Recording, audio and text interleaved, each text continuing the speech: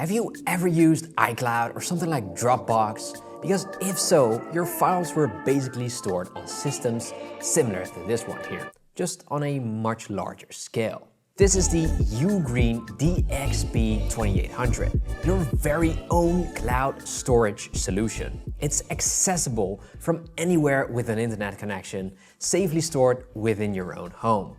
It offers faster transfer speeds and, most importantly, no monthly fees. With a solution like this, you regain that control over your own files. You can access these files from multiple devices, which is great for small businesses or even just families wanting to share photo or video albums. You can set user permissions too, handy for if you want only certain people to access specific folders. Sharing is also very easy, as you can generate custom links for individual files, which is quite handy if you regularly share big files to clients, for example, or pictures of family gatherings. Much like how a company like WeTransfer does that.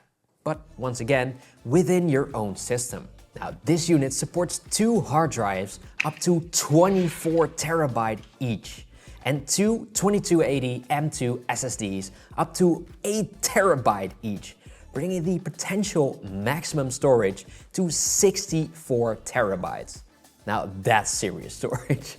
Now, you can of course start smaller with something like I have here, which is 4 terabyte each, which are of course a hell of a lot cheaper than the bigger ones. Although if it's calculated per terabyte, it's much cheaper to get more. Now, whether you're a creator or just someone looking to securely back up their photos and videos, this could be a compelling option. Now, because this unit only has 2 bays, the initial price point is very attractive for those new to NAS systems. Just keep in mind that the additional costs of the drives can add up quickly. A 24 terabyte HDD is like 320 euros. But something like these here cost around 70 to 100 euros per 4 terabytes. The unit measures 23 centimeters in length, around 11 in width, and around 17 in height, weighing around 2.5 kilos, and one of these bad boys weighs around ½ kilo. So with 2 of those installed, it weighs around a kilo more. Having no prior experience with NAS systems in general, I found it very easy to get started with this one. Just plug in the Ethernet and power cable into the system and then into the router. And that's basically all there is to it.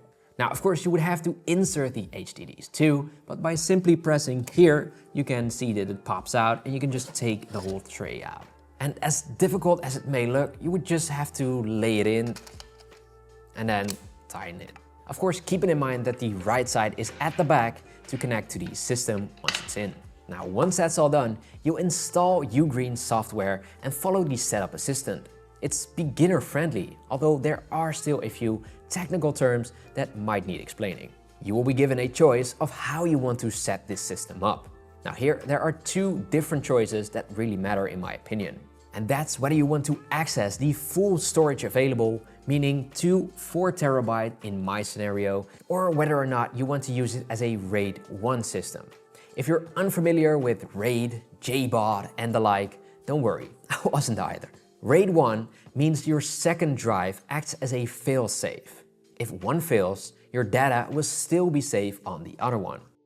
JBOD, which means just a bunch of disks, which I thought was funny, combines the drives into one large storage unit. You can also use the drives independently, which is called basic, which is safer than JBOD as you lose only one drive's data if something fails, but it can be less convenient having to remember on which of those 2 you stored your files on. UGREEN's OS also includes a bunch of useful apps. There is a photo app with AI search, for example dog or beach, and then will pop up all those photos, and a duplicate cleaner to save space. It's accessible from your phone too, and it feels a lot like iCloud, but a lot faster and more secure. I must say I was really skeptical about this part, but it really is as fast or even faster than what I'm used to on my iPhone with iCloud. Now, the backup features were easy to set up, and the mobile apps on iOS or Android will make sure you've always got your files with you.